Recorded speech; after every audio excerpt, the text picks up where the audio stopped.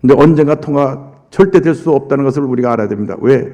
우리 기독교 신앙 양심을 가진 우리 하나님의 말씀 지키는 우리 크리스찬 의원들이 나는 이 대한민국 국회에서 그러한 역차별법을 제정하지 않을 것을 믿습니다. 여러분이 방금 들은 찬양 The Waymaker는 나이지리아의 찬양 사역자인 시나기라고 하는 여자분이 2015년도에 기도하는 가운데 전 세계 유일한 분단국가인 코리아를 위해서 찬양을 지어라. 그래서 만든 찬양이 The Waymaker입니다.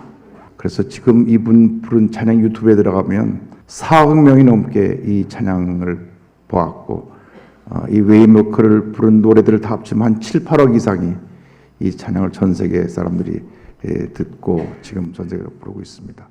하나님께서 길을 만드셔서 가까운 시일 내에 우리 남북 통일의 귀한 역사를 이루어질 줄 믿습니다.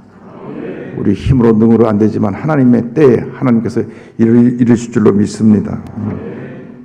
오늘 특별히 사도 바울의 마지막 편지 마지막 부분에 있는 내용을 가지고 바울의 마지막 부탁이라는 제목으로 함께 말씀을 나누고 합니다. 디모데후서가 기록된 것은 AD 66년 67년경 로마 감옥에 다시 투옥돼서 죽음을 눈앞에 두고 기록된 편지라고 생각을 합니다. 마지막 순교하기 전에 자기의 사랑하는 영적인 아들 제자인 디모데에게 편지를 보냅니다. 편지 끝말에 가서 이렇게 말씀합니다. 내가 올 때에 디모데를 부르는 거죠. 죽기 전에 보고 싶어서 내가 들어와 가보의 집에 둔 겉옷을 가지고 오고 또 책은 특별히 가죽 종이에 쓴 것을 가져오라.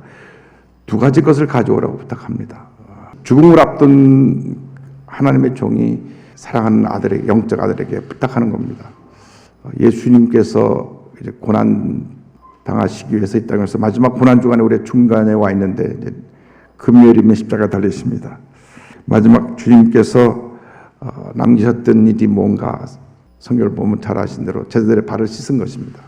맨 마지막에 남기신 가르침, 마지막 가르침, 마지막 말씀이 중요한데 겉옷을 가져오라. 왜냐하면 사도 바울이 감옥 안에서 추웠어요.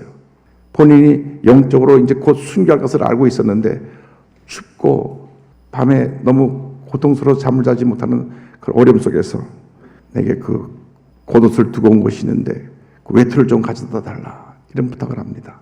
제가 오늘 왜 이 말씀을 택했느냐 하면 국회의원들이 겉옷과 같은 존재가 되어야 된다. 외롭고 힘들고 쓸쓸하고 아프고 춥고 배고픈 사람들에게 따뜻한 겉옷 같은 존재가 되어야 된다는 것입니다. 지금 사랑으로 품어줄 리더들을 찾고 있습니다. 서로 싸우는 문제점만 지적하고 다투는 갈등과 대립의 지도자가 아니라 힘들고 어렵고 고통당하는 사람을 따뜻하게 품어주는 그런 영적 지도자를 원하는 것이 우리 한국 사회입니다. 우리 대한민국의 국회의원들이 그런 모습으로 거듭났으면 좋겠습니다. 소외되고 외롭고 슬프고 고통당하는 곳을 찾아가서 그들을 사랑으로 품어주는 영적인 지도자들이 되기를 간절히 소원합니다. 우리가 품어줘야 될 사람이 누군가? 저는 이 부분에 굉장히 관심이 많은 것은 제가 75년도에 난지도 쪽방촌 철거민촌에 가서 일주일 동안 봉사를 하면서 어떤 같은 대한민국 하늘 아래 이렇게 어렵고 힘들게 사는 분들이 있는가?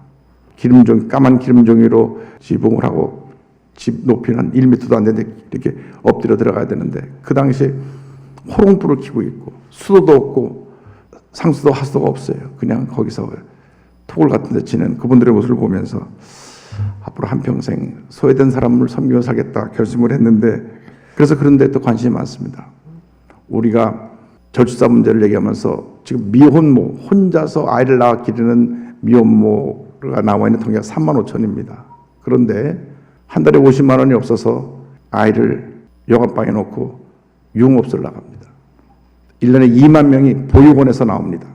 18살까지는 보육원에서 보호해 주지만 10살 지나고 나오는데 이 아들이 갈 데가 없습니다. 그러니까 선배들이 다 좋지 않은 데로 데리고 갑니다. 우리들이 눈만 돌려보면 우리에게 사랑의 도움이 필요한 많은 장애우들이 있죠. 노숙인들이 있죠. 200만 다문화 시대인데 다문화 시대에 그들의 가장 어려운 고통 겪고 있는 사람은 불법 체류자로 와 있는 사람들의 자녀들. 이 땅에 태어났지만 신분증이 없습니다. 병원에 갈 수도 없고 어디 이 아이가 살아있는데 존재하지 않는 어디도 등록되지 않은 사람으로 살고 있으니까 유령 같은 존재로 살고 있는데 제가 늘 얘기합니다. 이런 아이들에게 이 대한민국에서 임시 영주권을 줘서 18살까지 의료하고 교육은 혜택을 주는 것이 좋지 않겠나. 그럼 평생 한국에 대한 고마운 마음을 갖고 돌아갈 것이 아닌가 그런 생각을 합니다. 그런 많은 복제 사각지대 있는 아이들, 탈북자 3만 5천 시대인데 탈북자 MZ세대가 또 있습니다. 탈북자 중에 중국의 인신매매돼서 가서 태어난 아이들이 다시 탈북해서 중국에서 탈출해서 한국으로 들어온 아이들이 있습니다. 이 MZ세대들. 그런데 한국 사회에 그 아이들을 돌아보지 않으니까 완전히 국제적인 고아와 같이 고통의 삶을 살고 있습니다. 북한이 버리고 중국에서 버림받고 한국에 온 탈북자 MZ세대들.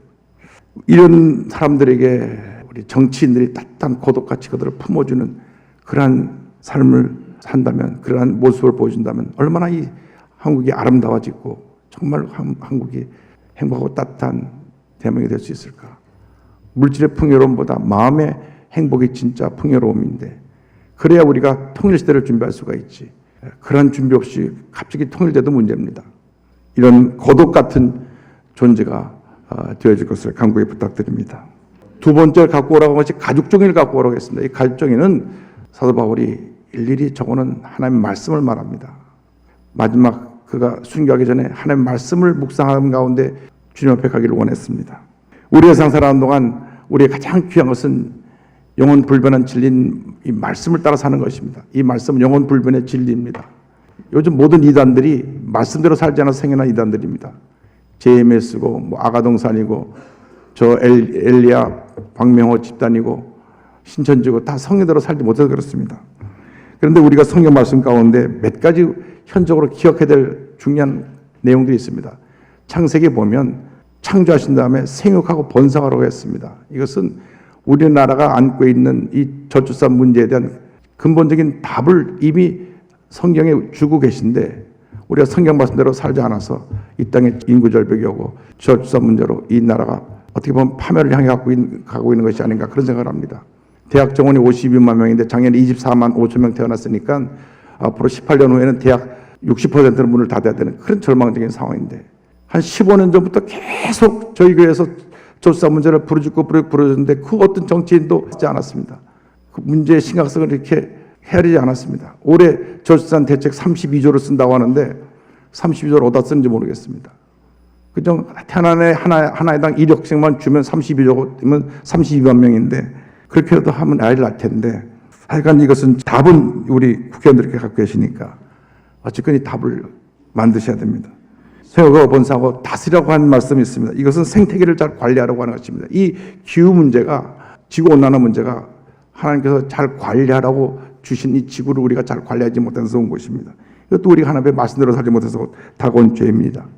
또 성경에 동성 간의 어떠한 성적 행위를 금하도록 했는데 이것을 풀어놓음으로 말미암아 유럽이 무너지고 미국이 무너졌습니다. 대만이 입법하면서 대만이 무너졌습니다. 대만이 아시아에서 유일하게 이걸 먼저 통과하고 나서 땅을 치고 후회하고 돌이키려고 하는데 한번 입법한 걸 돌이킬 수가 없어요. 750만 명이나 대만 인구 3분의 1이 사인해서 입법한 걸 돌려달라고 했는데 아직 못 돌리고 있습니다. 우리가 그들을 인권을 탄압하고 무시하는 것이 아닙니다. 그분의 인격도 존중합니다. 하나님의 창조물인 것을 믿습니다. 그러나 중요한 것은 성경의 가르침에 위배되는 그러한 행위를 과잉으로 보호해서 차별금지법이라고 하는 이를 이름으로 포장해서 그들의 권익을 대변하는 것은 잘못된 것입니다. 아닌 것은 아닌 것입니다.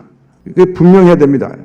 몇몇 사람들의 그 사람들의 논리에 휘둘려서 끊임없이 이름을 바꿔갖고 계속 법안이 올라오고 있는데 누군가 그러더라고요. 언젠간 통과시킬 것이겠는데 계속 올리고 있다고. 근데 언젠가 통과 절대 될 수 없다는 것을 우리가 알아야 됩니다. 왜?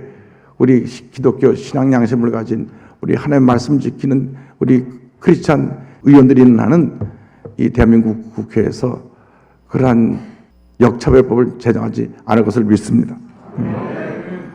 고난주간에 우리 부활의 주님을 바라보면서 조금 우리가 어둡고 무거운 주제를 다뤘지만 고난은 다가오는 부활의 과정이요. 성소로 나가는 희망으로 나가는 하나의 삶의 한 부분이기 때문에 오늘 이 문제를 함께 생각해 보았습니다.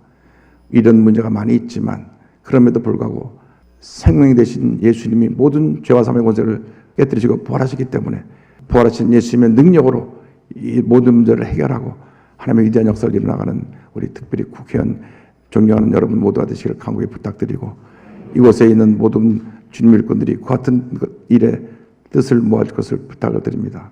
우리 국회의원들께서 따뜻한 겉옷같이 품어주는 우리 의원님들 그리고 말씀을 지켜 행해서 이 나라의 공의를 바로 세우는 하나님의 위대한 일꾼들이 되어질 것을 간곡히 부탁을 드립니다.